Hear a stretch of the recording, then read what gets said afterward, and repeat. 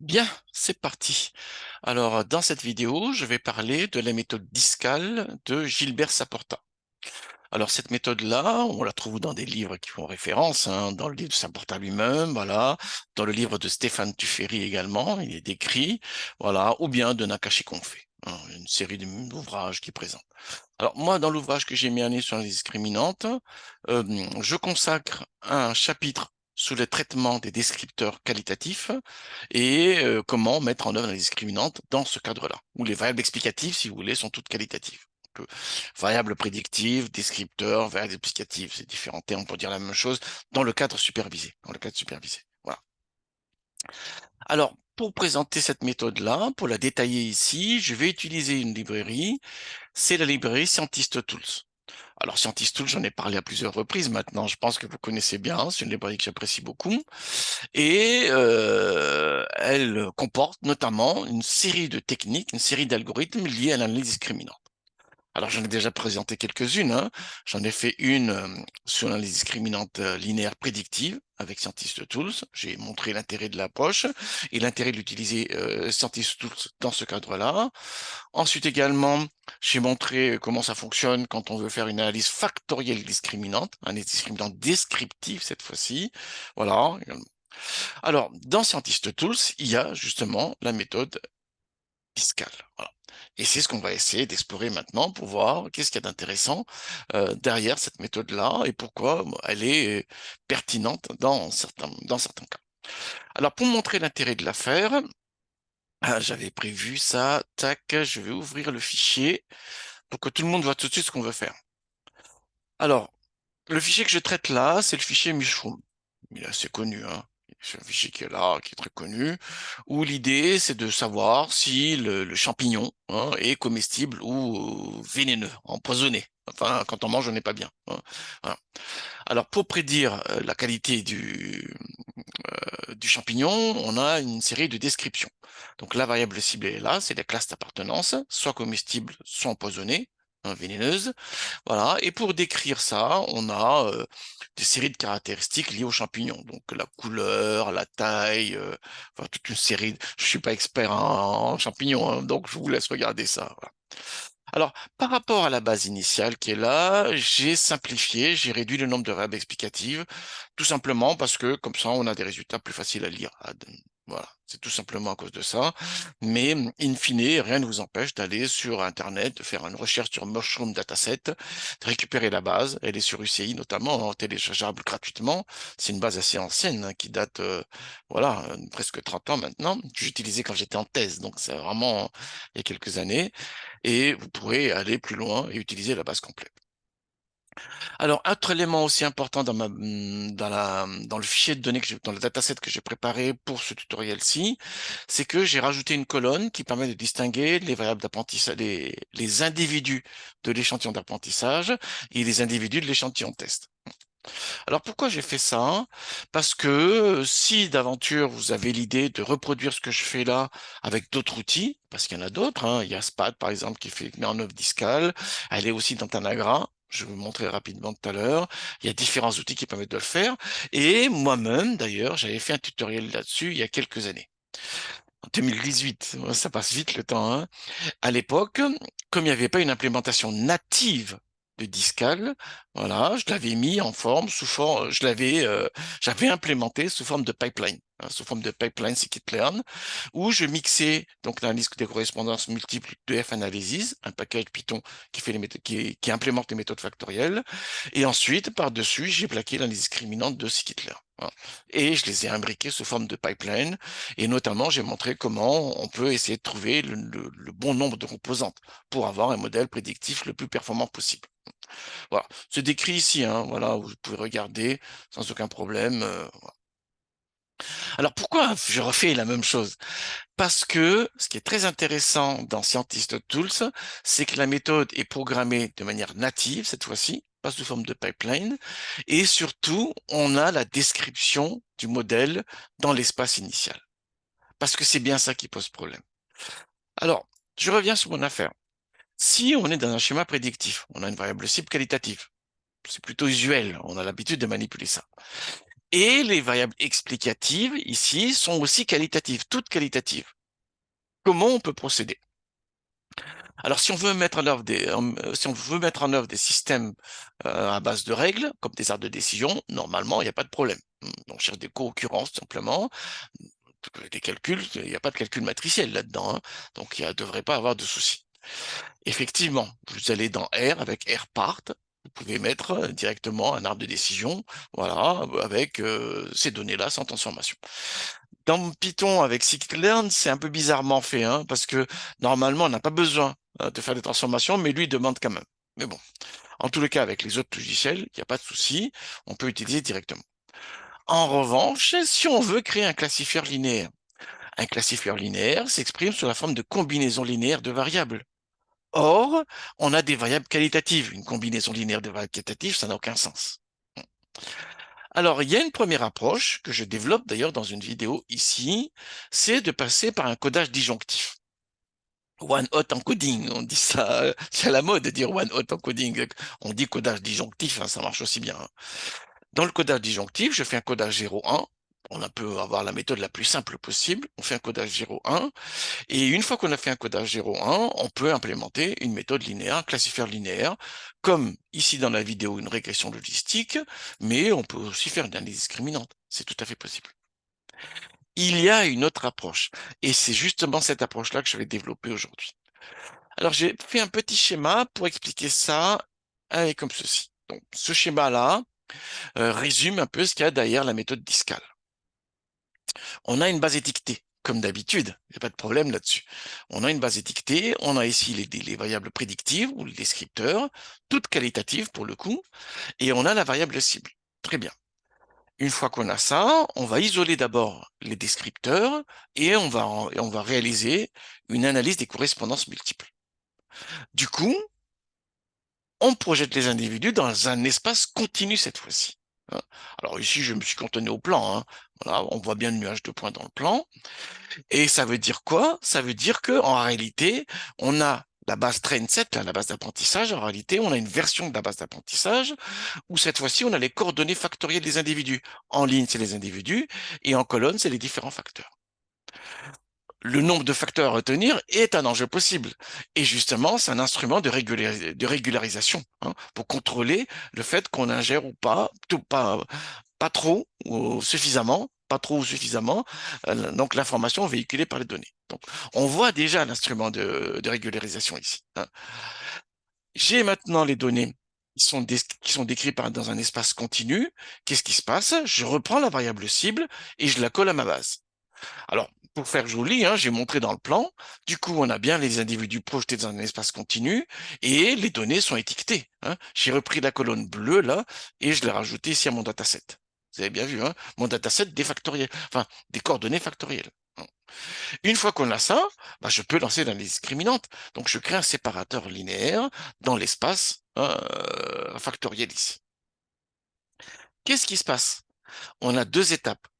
Déjà, l'espace factoriel, en réalité, on peut l'exprimer sous la forme d'une combinaison linéaire des indicatrices. Des indicatrices des variables 0,1, donc des variables initiales, hein. Des indicatrices 0,1, des demi-variables, si vous voulez, donc des variables initiales. Voilà. Très bien.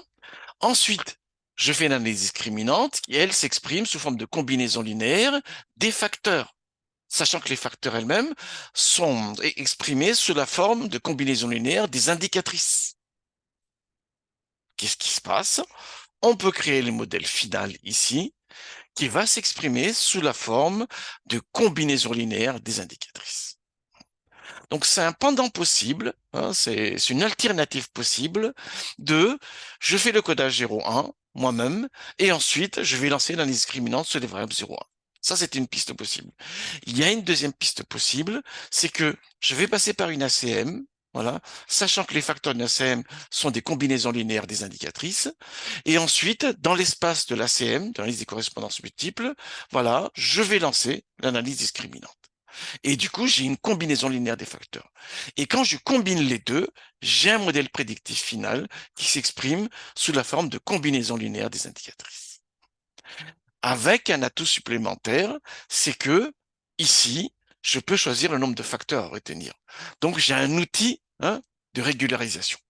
Ça, c'est vraiment très important. À chaque fois que je parle avec mes étudiants des méthodes prédictives, on en fait des méthodes prédictives, en long, en large, en travers, oui. Et moi, je leur dis tout le temps, déjà, il faut savoir comment s'exprime votre modèle. Est-ce qu'il est linéaire, non linéaire, comment il crée les frontières, hein, dans l'espace de représentation. Ça, c'est la première chose qu'il faut identifier. La deuxième chose qu'il faut identifier, c'est maintenant comment il va explorer l'espace des solutions. Voilà.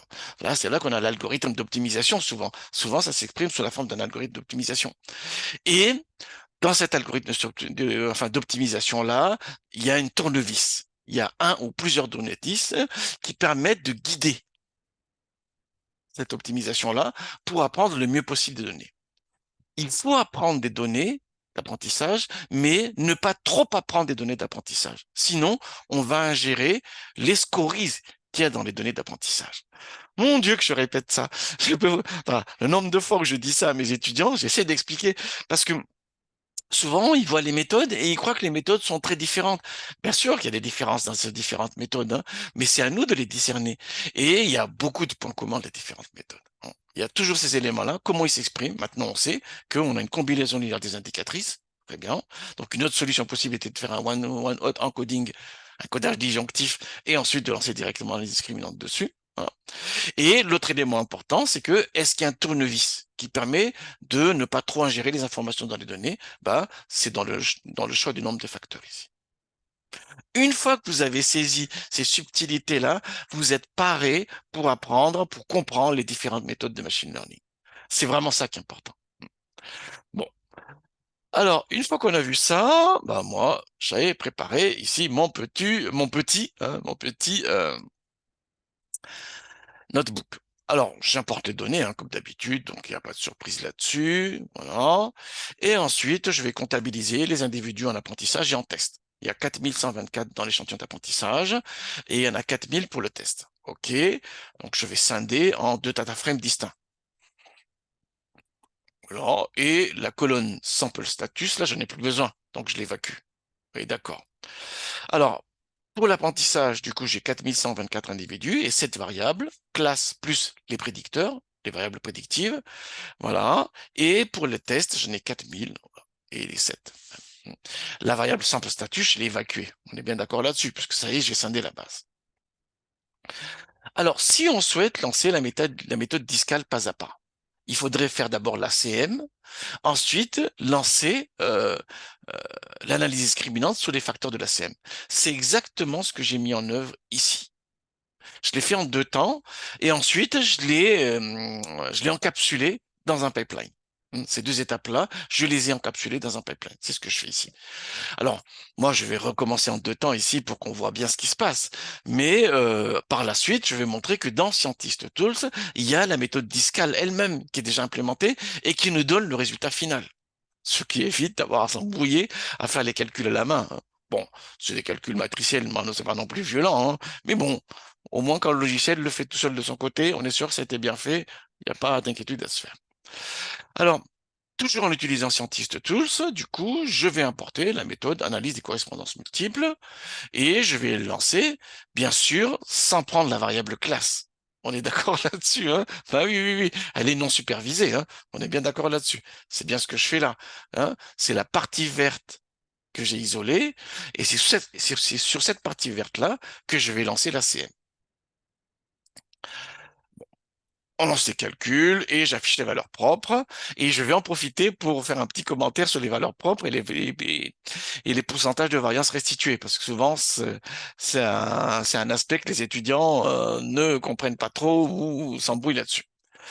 Alors souvent en ACM, donc je fais l'ACM, ah bon, là vous avez les différents éléments, vous allez sur le site de Scientist Tools, ici, là, et là, vous avez des notebooks hein, avec des tutoriels qui vous permettent de reproduire, de comprendre comment fonctionne l'outil. Hein. Je ne vais pas trop m'attarder là-dessus, je vais lancer directement les calculs. J'ai lancé la CM et j'ai ici les pourcentages de variance donc, restitués par les facteurs de manière cumulée. Alors, si on prend les deux premiers facteurs, il n'y aurait que 15% de l'information disponible. Alors, souvent, les étudiants se perdent en conjecture là-dessus, en disant, ouais, mais ça va pas du tout, nos graphiques. Du coup, s'il n'y a que 15% de l'information, nos graphiques ne servent à rien. Et généralement, c'est là que le prof dit, oui, mais en ACM, c'est un peu différent. En réalité, c'est bon quand même. C'est bon quand même. Mais on n'y explique pas pourquoi. Parce qu'en réalité, il faut apporter des corrections. Il y a une double correction. Il y a la correction de Benzécri qui porte sur les valeurs propres, et il y a la correction de Greenacre qui porte sur les pourcentages de variance restitués. C'est ce que met en œuvre ici Scientist Tools. Là, pour le coup, même sous R, les packages qui sont sous R, ils n'implémentent pas ces corrections-là. Ils vous donnent les résultats bruts comme ici, avec une perception qui n'est pas très, un peu faussée quand même. Alors pourquoi c'est important de faire ces corrections-là? Parce qu'on passe par un codage disjonctif complet. Et par exemple, si je prends le cas du sexe, il y a homme, masculin, féminin. Et on fait un codage disjonctif complet, donc on crée une colonne d'indicatrices pour les masculins, une colonne d'indicatrices pour les féminins. Et la somme des deux fait une constante. Donc, en réalité, il y a de la redondance là. On est en train de faire de la redondance là.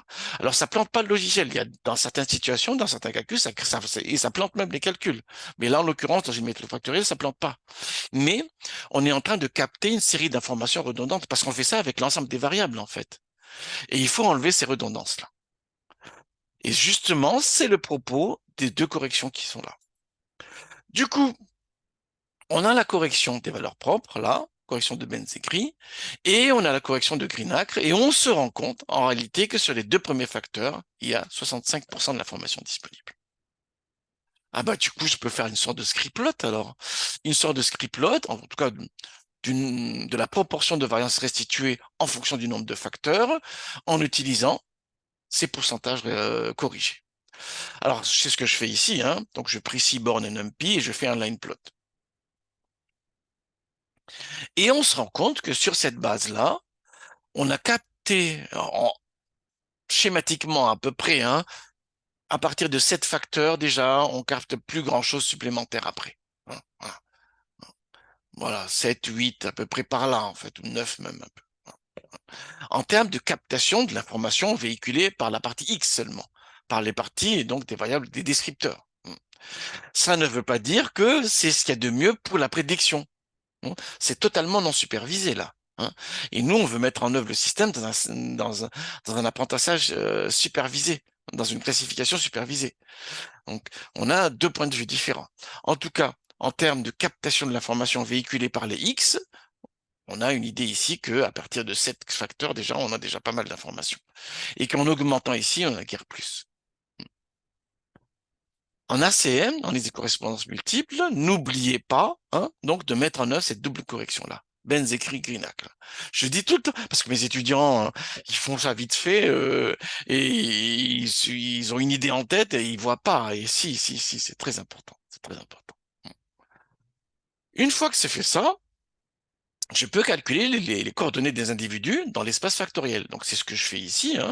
Voilà. Donc je fais un transform avec l'ACM. Et j'ai bien les coordonnées. Et si je me projette dans le plan, il va afficher les coordonnées, en tout cas la dimension. Donc, si je prends, il y en a 37, on les prend tous, il y a 37 colonnes, et on a bien 4124 les individus de l'échantillon d'apprentissage. Alors, si je me place dans le plan tout simplement, voilà un nuage de points.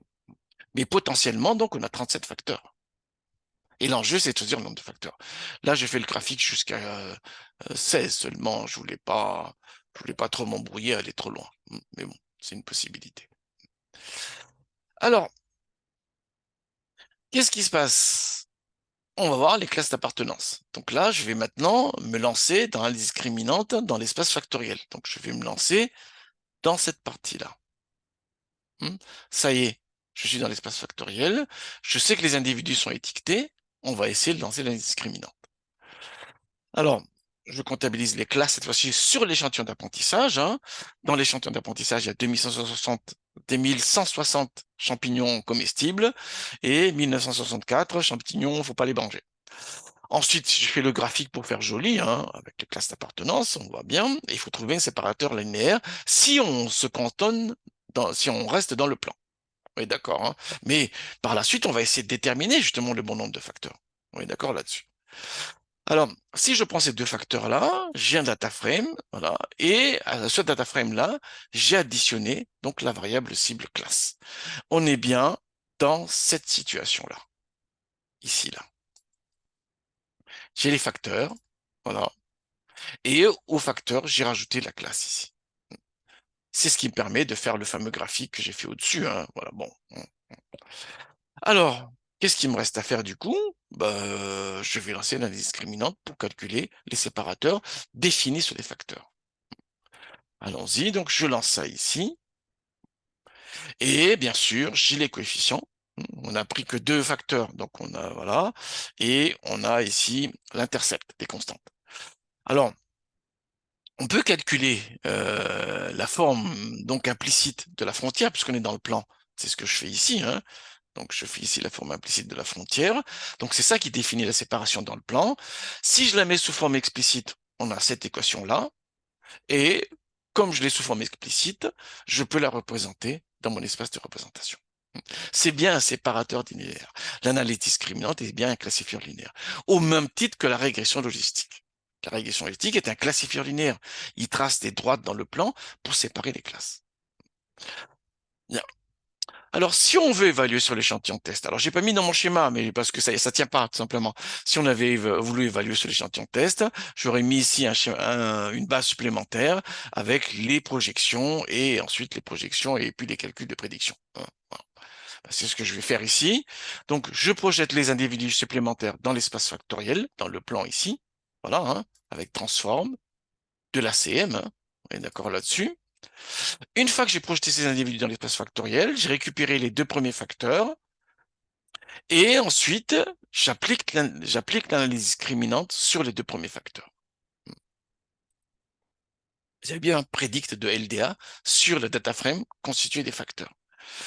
Et ici, je comptabilise les classes prédites. Donc, il y en a 2239 qui sont prédites comme comestibles, 1761 qui sont prédites comme empoisonnées, et je peux construire la matrice de confusion. Bon, c'était pour faire joli la matrice de confusion avec des couleurs, hein. Ça fait joli. On est d'accord là-dessus. Plus détaillé cette fois-ci, je fais un classification report et on a bien un accuracy de 88%. C'est très bien. Alors, on voit que les deux classes sont à peu près connues de la même manière, que ce soit les comestibles ou les poisonneux. Si je prends le F-score ici, on est d'accord là-dessus. Bien, on peut mettre en œuvre donc la méthode discale de nous-mêmes. Sauf que quoi? Sauf que, alors cette fois-ci, je vais montrer dans Tanagra pour que tout le monde voit bien les choses. Dans la liste ici des correspondances multiples, voilà, j'ai les coefficients des fonctions qui permettent de projeter les individus dans l'espace factoriel sur la base des indicatrices, des variables codées 0, 1. D'accord, hein? Après, un one-hot encoding. C'est bien, on a bien cette partie-là. Ensuite, une fois qu'on est sur les facteurs, on peut lancer donc l'analyse discriminante linéaire définie sur les facteurs. Cette fois-ci, c'est bien cette partie-là. Or, ce qu'on veut, c'est quoi? C'est obtenir les fonctions discriminantes, les D là, en se basant sur les indicatrices ici. Combiner cette équation-là avec cette équation-là. C'est exactement ce que fait Scientist Tools. Il fait en interne ces deux étapes-là et il fait le calcul supplémentaire qui permet d'obtenir le modèle définitif, les fonctions discriminantes linéaires définitives, exprimées donc à partir des indicatrices. On va voir ce que ça donne. Dans Scientist Tools, avec Scientist Tools, donc, j'implémente la méthode discale. Donc, je l'instancie et j'appelle le fit. En demandant toujours deux composantes. Hein. Pour l'instant, on demande deux composantes.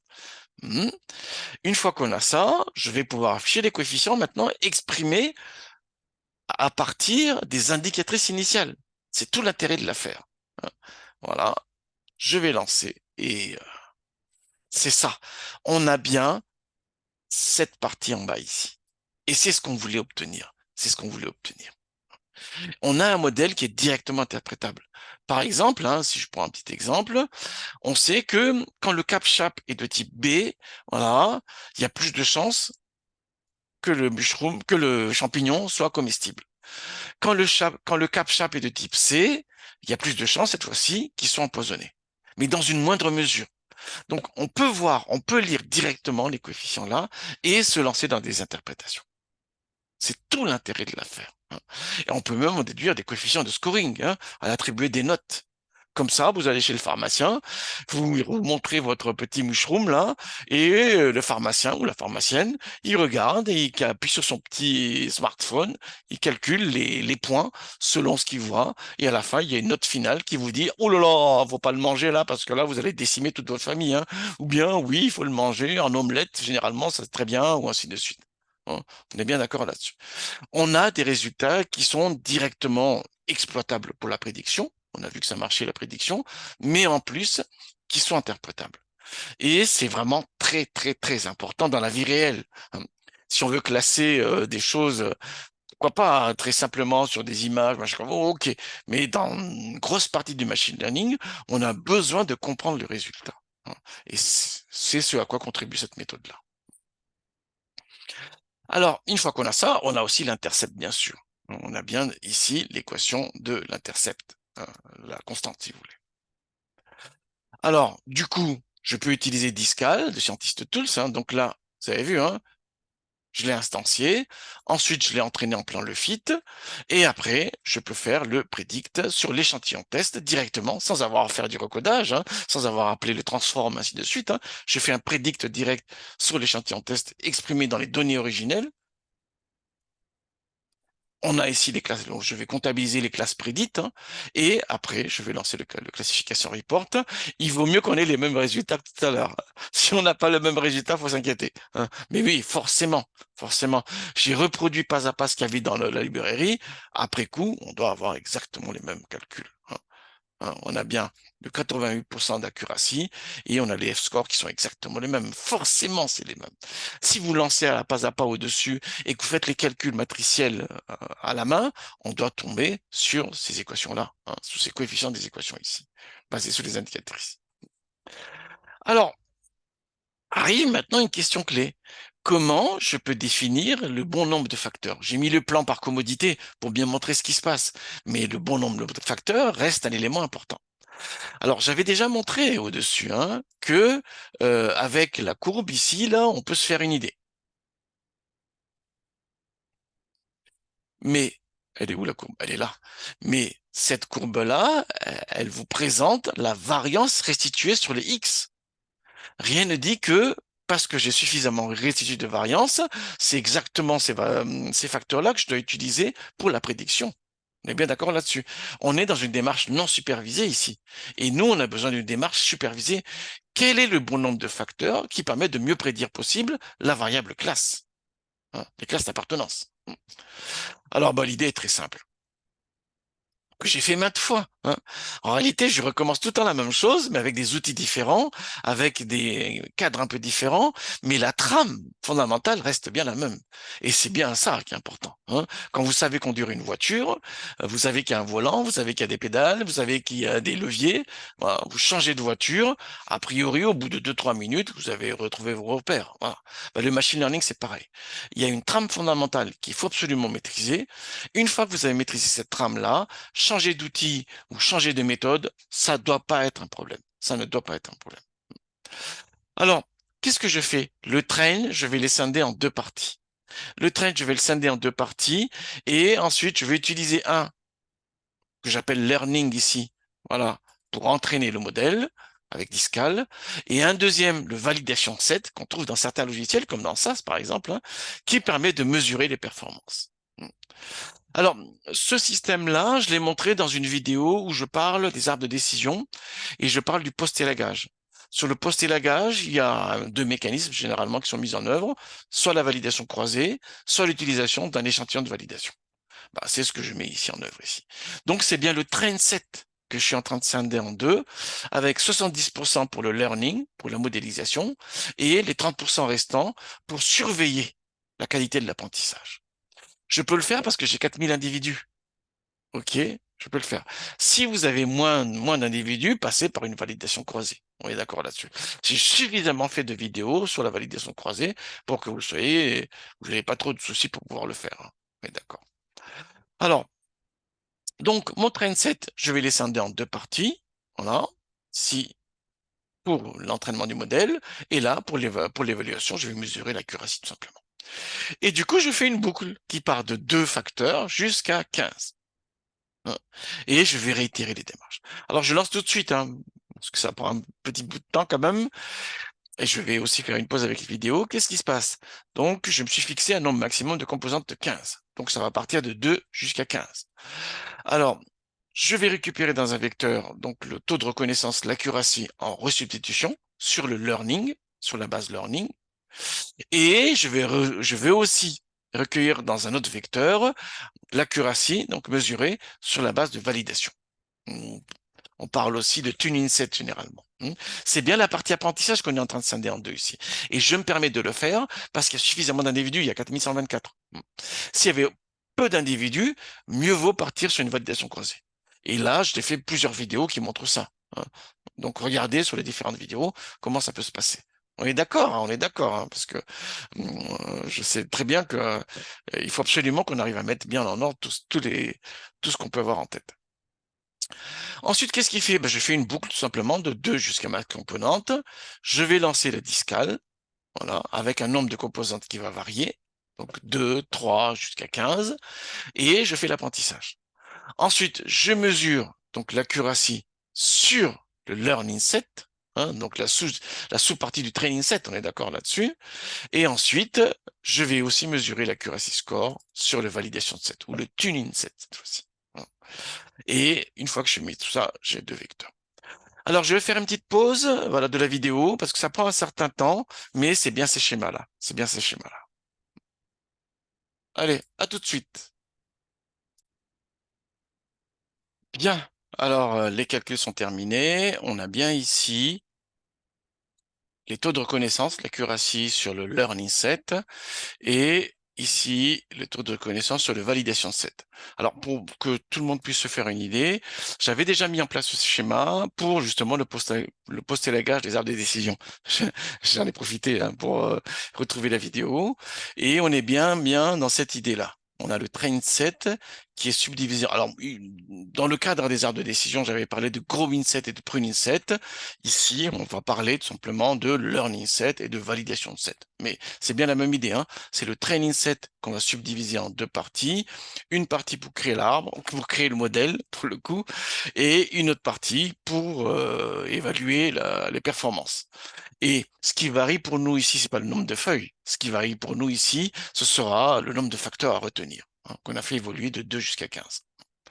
Alors, faisons un petit graphique pour mesurer ça, pour visualiser ça plutôt. Voilà.